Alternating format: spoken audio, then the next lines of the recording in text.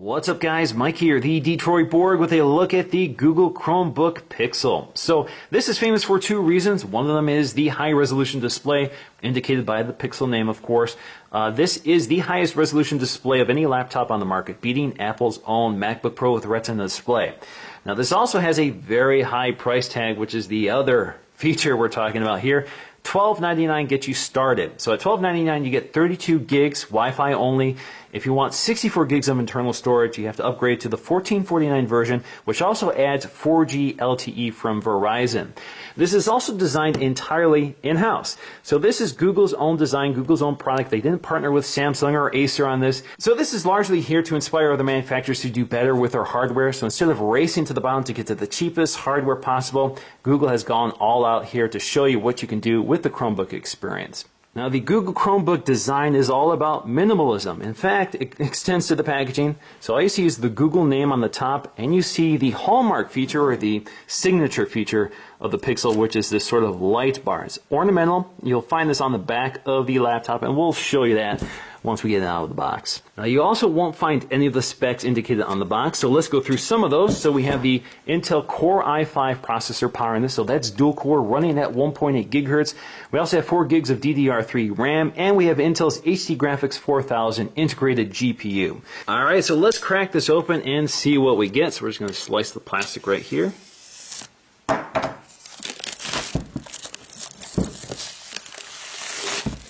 We have a little magnetic flap here to lift up, and inside is the plastic wrapped Chromebook.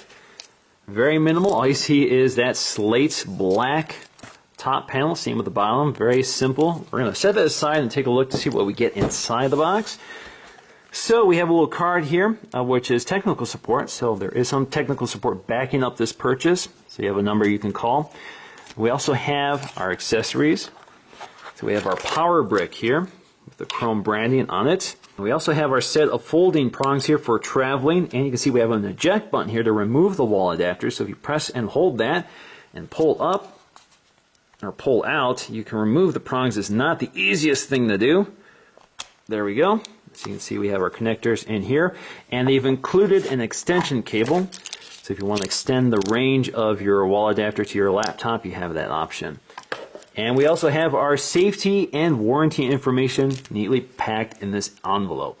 Now the booklet is pretty standard fare. There's not a lot of information here that's useful, but there is a diagram of what all the buttons and ports are. This is particularly useful because none of them are actually labeled on the laptop. So something worth pointing out here is if you get the LTE version, you'll have these extra antennas built into the top of the laptop. So the surface area behind the screen, you'll have these antennas built into the corners, and that's the LED indicator, just to give you an idea of the orientation here. So you can see all the ports labeled along the side as well. Now getting back to the Pixel, let's go ahead and remove this envelope. So we have a little tab here. It should slide right out.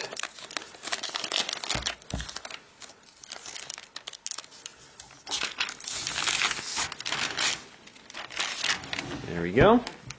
Alright, so let's take a look around the hardware. So we do have an all aluminum unibody design. It's milled out of metal, so it's no plastic here. Very high quality. You can see it's very angular in its design, very industrial. So along the side we'll find our power connector. So this is a friction fitting, it's not a magnetic fitting. You have our display port and our two USB 2.0 ports. Notice that there is no labeling on these ports.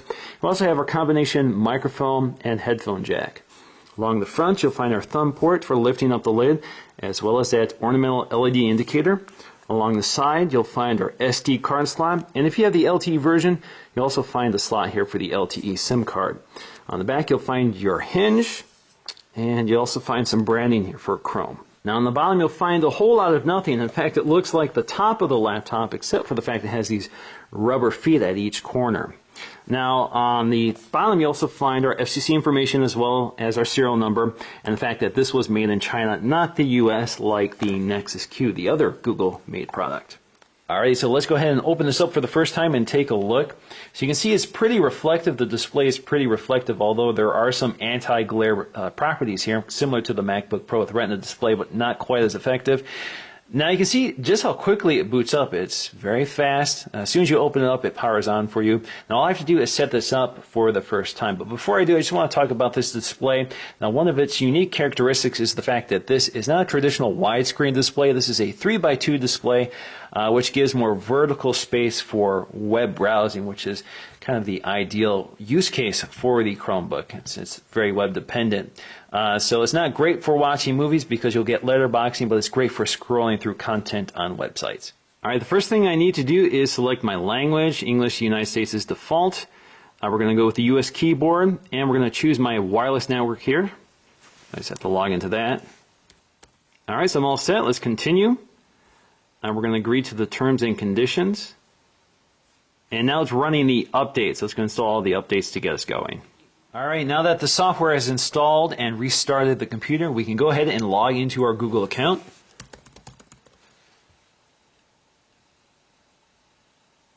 All right, so I'm logged into my Google account. It wants me to pick my picture to display for my accounts. I'm just going to go with my Google picture here. All right, so that's all there is to it. I'm logged in, and it automatically transfers all my account information to my Chromebook. So all my bookmarks, my contacts, my calendaring, and everything related to my Google account is immediately available on my Chromebook. And since I'm an existing Chromebook user, my Chromebook bookmarks or apps have automatically preloaded as well. So I can see everything here in my my apps tray showing up. So everything I've previously downloaded is right here. So including TweetDeck, Facebook, Netflix, and that sort of thing. And you can see they preloaded quite a few apps. So of course we have the Chrome browser. Now this is based entirely on the Chrome browser. So actually what appear to be apps are actually just bookmarks. So for example, if we click on Gmail, it launches Gmail into the browser. If we launch Google Play Music, launches the Google Play Music website. And you can see it's basically tab browsing here. Now if you want to add more, all you have to do is go to the Chrome Web Store. Again, opens up as a tab in the Chrome browser, and here you can add apps. So for example, we can search by category. So we can see YouTube, which is already installed. You can see that check mark next to all of them indicating which ones I've already installed. Google Calendar. So we have Google Reader. We have Gmail Offline, which is offline email. You have games and that sort of thing. Picasa, Internet TV, and that sort of thing. So let's go ahead and install one. Let's start with Dropbox. We're going to add to Chrome, add Dropbox, and there you go. So Dropbox is now available to me, and again it just opens up in the Chrome web browser. If you look in our taskbar here, you can see that tabs or websites I currently have open illuminate. So you can see that there's a little light underneath each icon indicating which one is open and available. So if I want to jump to them, all I have to do is hit them. So that's kind of like basically app switching. So if you, for example, if you're used to this experience on Mac OS X or Windows 8, it's very similar. So if you launch anything, again, you can see that light bar appears underneath each app. Now if you close anything, you can see they all disappear. Now as you can see, we have our desktop, and you can set your own wallpaper just by using two fingers as a right-click gesture on the trackpad. And here you go, you can select your own wallpaper. You can also select your own. So you can go to choose a file, and this will launch our file browser or our file manager. So here you can go to what we have downloaded to this computer. So we do have 32 gigs of storage, so you can save documents, or you can go right to Google Drive. And they do give you 1 terabyte of free storage when you get a Chromebook, which is good for 3 years. So they really intend for this to be sort of a cloud storage device. So even though you only get 32 gigs of local storage, you have up to 1 terabyte in the cloud. Now you can also modify how these apps behave when you open them. So if you right click, you have options to open as a regular tab, open as a pinned tab, open as a window, open maximized. You can also auto hide the launcher, so it will hide the launcher from view. And as soon as you move your cursor back down there, it will wake it up. So let's undo that. We also have other options here, such as deleting these apps. So if you don't want Dropbox here, again, right-click, and you have the option to remove from Chrome. Remove, and there you go. Now you can also add apps to the launcher. So if you want Netflix in the launcher, just right-click on Netflix and go to Pin to Launcher up here. And now you can see it's in your launcher. And again, you can move this around just by tapping and holding on the trackpad. Now, Chrome OS works because Google provides a lot of services for free. That includes Office suites like Google Docs. You have Google Docs, Google Sheets, which is an Excel equivalent, as well as Google Slides, which is a PowerPoint equivalent. You have Google Maps, Google Calendar, Gmail, YouTube, Google Search. You also have Google Drive, again, for that free online storage. In terms of windowing, we have several options here. So we can go to full screen mode just by maximizing it. We can also hover our cursor over the maximize, and we can do left justify or right justify, and we can do minimize. So that will minimize it to the task manager. Now we can also open several windows here. So if we don't want everything to be in the same browser, so for example, if we want our music in one window, just go to new window, launches it into a separate window.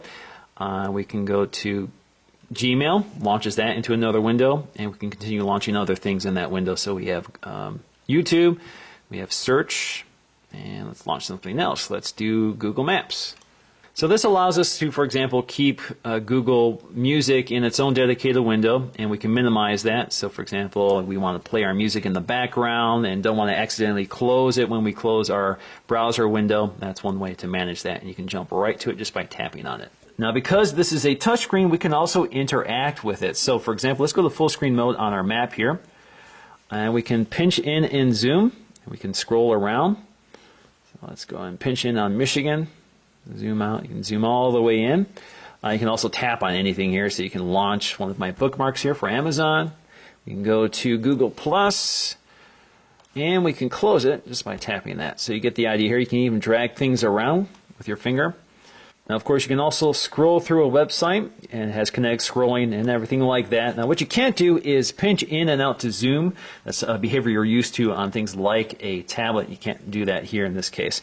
So you can tap on an article to launch it and scroll through it. You can see the Chromebook is pretty quick. Now, the trackpad is all glass, similar to a MacBook Pro, with a very nice etched texture to it. It's different than the MacBook Pro. This feels a little silkier. It feels very nice. I really like this trackpad. It has just the right amount of friction for accurate selection. Now, the keyboard itself is redesigned or unique to the Chromebook. So, for example, we have our search key in place of the caps lock key. We also have a lot of dedicated function keys up here. So we have escape. We have our back and forward key for browser navigation. We have our refresh button to refresh the page. We have our full screen button. We also have our basically our Alt-Tab function here, so it allows you to cycle between different windows. You also have our screen brightness controls. We have our audio controls for mute, as well as volume up or volume down, and we have our power control. Now, if you want to activate Caps Lock, all you have to do is hit Alt Search, the Alt Search button. That'll activate or deactivate it. In fact, if you look in the system tray over here, you'll see it activated. So you see a little icon indicating Caps Lock. Now, the keyboard itself is very shallow. Again, very similar to a MacBook Air. Feels very comfortable if you're used to that experience. I have no problems with it. Very nice keyboard. Now, as you can see, the keyboard backlighting is pretty familiar here. It looks very much like a MacBook Air or MacBook Pro. Got that same white light, so it's pretty bright. It's not overly bright or annoying. It's just about perfect. So you can see the keys, you can see the outlines of the keys and the information on them. Now, the big story here is that high resolution display. So we have a resolution of 2560 by 1700, which is good for 239 ppi. Now, by comparison, the 13-inch MacBook Pro with a Retina display has a resolution of 2560 by 1600, which is good for 227 ppi. So that's slightly better pixels per inch than even the MacBook Pro with Retina display. You can also see we have a very different aspect ratio here than most laptops. So we have a 3:2 aspect ratio versus usually a wider aspect ratio like 16:9 or 16:10. Now, although it's kind of hard to illustrate here on camera because of the Moyer effect I'm getting right now, but the pixel density is so high that it's really difficult to discern the pixels with the naked eye. So I'm really zoomed up here on the laptop. In fact, my camera is sitting right on top of the keyboard right now as I look at this. So, for example, all of these apps icons are optimized for the higher resolution display. Now, this works especially well for text, which renders natively in the resolution, in this high resolution. So reading text looks particularly good on this display. Now, in terms of off-axis viewing, this display is superb, one of the best I've seen. So you can see there's basically no wrong angle to look at this thing. So it holds its color fidelity pretty nicely. Now, the speakers are built behind the keyboard, and they sound pretty loud and pretty clear. Dreamt of tyranny. So we're watching a movie right now. Overmatched and outnumbered, our defeat was all but certain. So it's definitely on the high end in terms of audio quality for most laptops. Now in terms of video playback, I do have a lot of performance issues with the Pixel. So you can see right now I'm playing back from the Google Play Store, playing back Transformers. So you can see we have some frame dropping, some artifacting, some compression errors. A lot of times it would just completely stall and stop on a frame.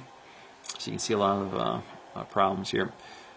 So there's still some issues in terms of playback performance, especially on this high resolution display.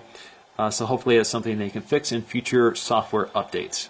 Now one of the neat design aspects of the Chromebook is this ornamental LED strip on the back of the display. So you can see it lights in blue while you're using the Chromebook. So when the display is up, it's lit in blue. And it kind of strobes every 6 seconds, about 6 seconds from left to right. So it's a very neat detail. Now Google has built in a neat little Easter egg here. So if you enter in the Konami code in the keyboard, which is up, up, down, down, left, right, B, A, you get a little light show. Now when you close the Chromebook, you can see that that light strip strobes in the Google colors and then goes dim. Now in conclusion, I'm probably not going to say what others haven't already said about the Pixel, which is the fact that this is a very expensive laptop. It's beautiful hardware, there's no mistaking that. It's great design. I think it's one of the best looking laptops you can buy, one of the best pieces of industrial design you can buy right now. But at $1,300 without a full operating system, I think it's kind of a waste. So I do like Chrome OS, don't get me wrong. I think it's a great operating system, but I think it's best suited toward entry-level laptops, especially laptops or users who don't need to install heavy-duty or professional apps like Final Cut Pro or Photoshop. Most people don't need those type of apps, so they don't need heavy-duty computers like this or expensive computers like this. So the Chrome operating system is best suited for those users. Now, if you put Chrome OS on a device like this, I don't see where it makes a lot of sense. Now, I really like the display. That touch screen display, the high-resolution touchscreen display certainly is a reason for a lot of people to consider this, but you might as well look at a MacBook Pro with Retina display for $200 more. It gets you much more powerful internal hardware. You also get a full operating system with a lot more options for apps and that sort of thing. So I like the Chromebook, but it's definitely not for everybody. So for those who like Google, who really know how to leverage Google's resources, who really know how to optimize those resources and use them to their fullest potential, I think this is a great laptop. But for everybody else who are really interested in Chrome, I think the Samsung Chromebook is still the best option to get. So that's going to do for me, guys, in this video. Thanks for watching, and I'll see you again in the next one.